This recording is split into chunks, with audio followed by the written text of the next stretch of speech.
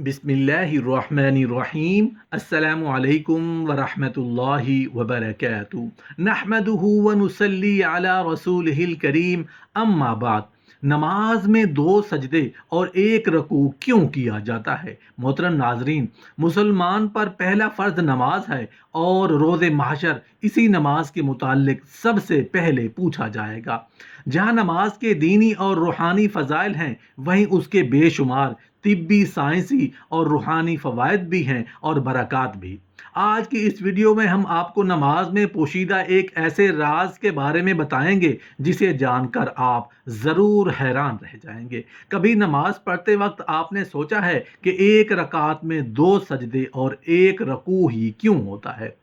अल्लाह का कोई भी काम हिकमत से खाली नहीं होता। बस अल्लाह ने हम पर नमाज का फरीज़ा मुकर्रर किया तो यकीनन उसमें भी हमारे लिए बेशुमार हिकमतें हैं। मोहतरम नाजरीन, कुरान पाक में जगह जगह ईमान के बाद सबसे ज़्यादा जिक्र नमाज कायम करने का है। नमाज बंदे को अपने रब के इतना करीब कर देती है कि इतनी कुर्बत किसी भी दूसरे अमल के ज़रिए और किसी भी दूसरी हालत में हासिल नहीं हो सकती।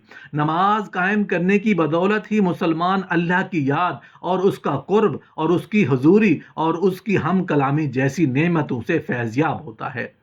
सजदा जो नमाज में किया जाता है, ये ऐसी हालत होती है कि इंसान अपना माथा, अपनी पेशानी, जो कि इंसानी जिस्म का सबसे मोतबर हिस्सा है, अल्लाह के हुजूर में अपना माथा, अपनी पेशानी ज़मीन पर लगा देता है। अपनी पेशानी को ज़मीन पर क्यों लगाता है? इसलिए कि वो जाहिर करता है कि ये मेरी मोतबर पेशानी अल्लाह के हुक्म के आगे ज़ेर हो चुकी है। ये मेरे रब का हुक्म था, अपनी पेशानी को सजदे में ज़मीन पर लगाओ।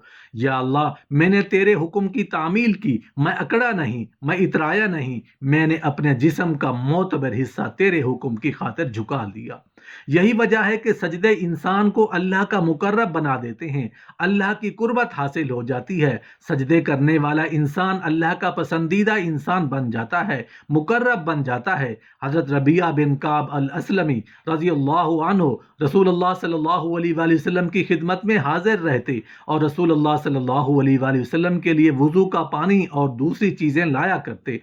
एक मर्तबा आप सल्लल्लाहु अलैहि वसल्लम ने खुश होकर फरमाया, रबिया, मांगो, क्या मांगती हो? रबिया रज़ी अल्लाहु अन्हु ने अर्ज किया, या रसूल अल्लाह सल्लल्लाहु अलैहि वसल्लम, जन्नत में आपकी रफ़ाकत चाहता हूँ। आप सल्लल्लाहु अलैहि वसल्लम ने फरमाया, तो फिर कसरत सजूद से मेरी मदद करो, यानी तुम्हारे नामाए आमाल में कसरत नमाज मेरे लिए सिफारिश करना आसान बना देगी।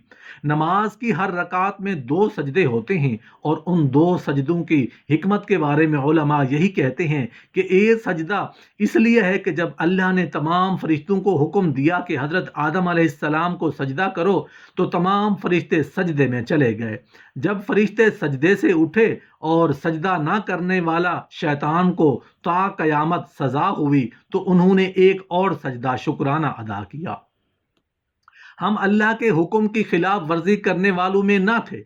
उलमाए कराम का ये भी मानना है कि अल्लाह ताला ने जब औलाद आदम अलैहिस्सलाम से अहद लिया, जिसका जिक्र अल्लाह ने कुरान पाक के सूरा अल आराफ में किया, और याद करो उस वक्त को जबकि हबीब आपके रब ने बनी आदम से उनकी पुश्तों में उनकी औलाद से अहद लिया, उस वक्त अल्लाह ने उन्हें बतौर तस्दीक सजदे का हुक्म दिया, तो अल्लाह के हुक्म पर तमाम मुसलमान सजदा रेज हो गए। और जब सर उठाया तो देखा कि कुफ्फार ने सजदा नहीं किया था, तो वो दोबारा अल्लाह ताला का शुक्र अदा करते हुए सजदा रेज हो गए कि अल्लाह ताला ने उन्हें सजदा अव्वलीन की तौफीक दी। लिहाजा नमाज में दो सजदे फ़र्ज और लाजिम हो गए और रकू एक ही रहा।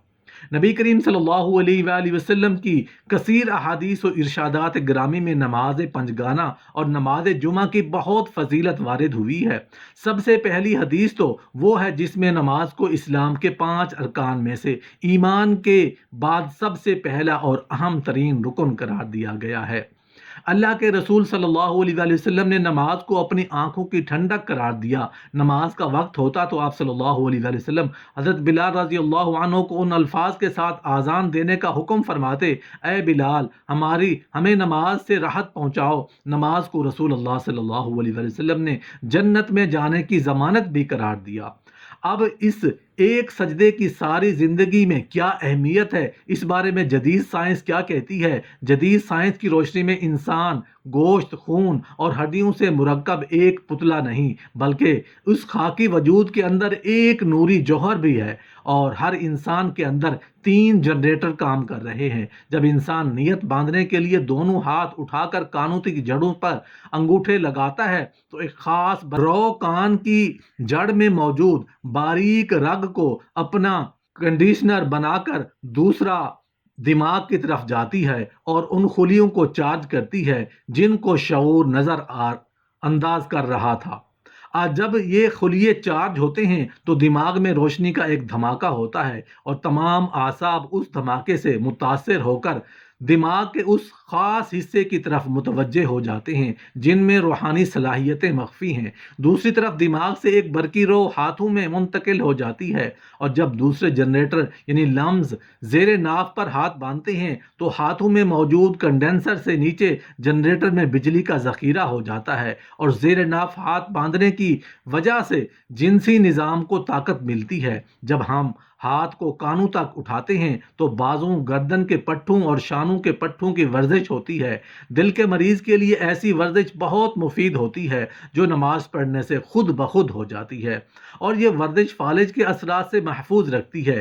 سائنسی تحقیق کے مطابق نماز میں قیام سے دل کا بار ہلکا ہو جاتا ہے کیونکہ وزن دونوں پاؤں پر متوازن پڑتا ہے، اور آنکھیں سجدہ گاہ پر لگی رہنے سے دل کی یکسوئی سہل ہو جاتی ہے۔ انسان میں قوت مدافعت اور اعصاب میں توانائی پیدا ہوتی ہے، اور رکوع سے کمر درد کی شکایت دور ہو جاتی ہے۔ رکوع کی حالت میں اوپر والے جسم میں جھکنے کی وجہ سے زیادہ خون پمپ ہوتا ہے۔ اسی طرح قوما کرنا یعنی دوبارہ حالت قیام میں آ جانے سے دوران رکوع جو خون بڑھ گیا ہوتا ہے وہ نارمل ہو جاتا ہے، جس سے شریانوں میں لچک کی طاقت بڑھنے سے ہائی بلڈ پریشر اور فالج کے امکانات کم ہو جاتے ہیں۔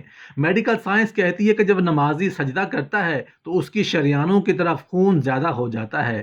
جسم کی کسی بھی پوزیشن میں خون دماغ کی طرف زیادہ نہیں جاتا، صرف سجدے کی حالت میں دماغی اعصاب اور سر کے دیگر حصوں کی طرف خون متوازن ہو جاتا ہے، جس کی وجہ سے دماغ اور نگاہ تیز ہو جاتی ہے۔ ایسے ہی جلسہ کرنا یعنی 2 سجدوں کے درمیان بیٹھنا گھٹنوں اور پنڈلیوں کو مضبوط بناتا ہے۔ نماز کے اختتام پر جب ہم سلام پھیرتے ہیں تو اس عمل سے گردن کے عضلات کو طاقت ملتی ہے اور انسان حشاش بشاش اور توانا رہتا ہے۔ ان سب باتوں کا فائدہ اس وقت پہنچتا ہے جب ہم نماز پوری توجہ، پورے آداب اور سنت کے مطابق ادا کریں اور جلد بازی سے کام نہ لیں۔ ہمارے نماز ادا کرنے میں کتنی حکمتیں پوشیدہ ہیں تو اس کا اندازہ آپ کو ہو چکا ہوگا۔ اس حوالے سے ایک امریکی ڈاکٹر کا بیان ہے کہ جس نے کہا تھا کہ میرا دل کرتا ہے کہ سارے ملک میں نماز کو لاگو کر دوں، کیونکہ جتنی سٹڈی اس معاملے میں میں نے کی ہے تو میں یہ جان چکا ہوں کہ اس کے اندر کتنی حکمتیں ہیں، کوئی حد نہیں۔ اگر انسان کے جسم کو مادی نقطہ نظر سے دیکھا جائے تو انسان کا دل ایک پمپ کی طرح ہے، اور اس کا ایک ان پٹ بھی ہے اور ایک آؤٹ پٹ بھی ہے۔ جب انسان بیٹھا ہوتا ہے یا کھڑا ہوتا ہے تو جسم کے جو حصے نیچے ہوتے ہیں ان میں پریشر نسبتاً زیادہ ہوتا ہے، اور نیچے پمپ لگا ہوتا ہے تو نیچے پانی زیادہ ہوگا اور دوسری منزل پر بھی کچھ پانی پہنچ جائے گا، جبکہ تیسری منزل پر تو پانی بالکل نہیں پہنچے گا۔ اس مثال کو سامنے رکھتے ہوئے اگر سوچیں تو انسان کا دل خون کو پمپ کر رہا ہوتا ہے، اور یہ خون نیچے کے اعضاء میں بالکل پہنچ رہا ہوتا ہے، لیکن اوپر کے اعضاء میں اتنا نہیں پہنچ رہا ہوتا۔ جب کوئی ایسی صورت آتی ہے جب انسان کا سر نیچے ہوتا ہے اور دل اوپر ہوتا ہے تو خون کے اندر بھی اچھی طرح پہنچ جاتا ہے۔ اگر انسان سجدہ تھوڑا لمبا کر لے تو محسوس ہوتا ہے کہ چہرے کی جو باریک باریک شریانیں ہیں ان میں بھی خون پہنچ گیا ہے۔ عام طور پر انسان بیٹھا، لیٹا یا کھڑا ہوتا ہے۔ بیٹھنے، کھڑے ہونے یا لیٹنے سے انسان کا دل نیچے ہوتا ہے جبکہ سر اوپر ہوتا ہے۔ ایک ایسی صورت ہے جب نماز میں انسان سجدے میں جاتا ہے تو اس کا دل اوپر ہوتا ہے اور سر نیچے ہوتا ہے، لہٰذا خون اچھی طرح چہرے کی جلد میں پہنچ جاتا ہے۔ اللہ جل شانہ ہمیں دین کو سمجھنے اور اس پر عمل کرنے کی توفیق عطا فرمائے۔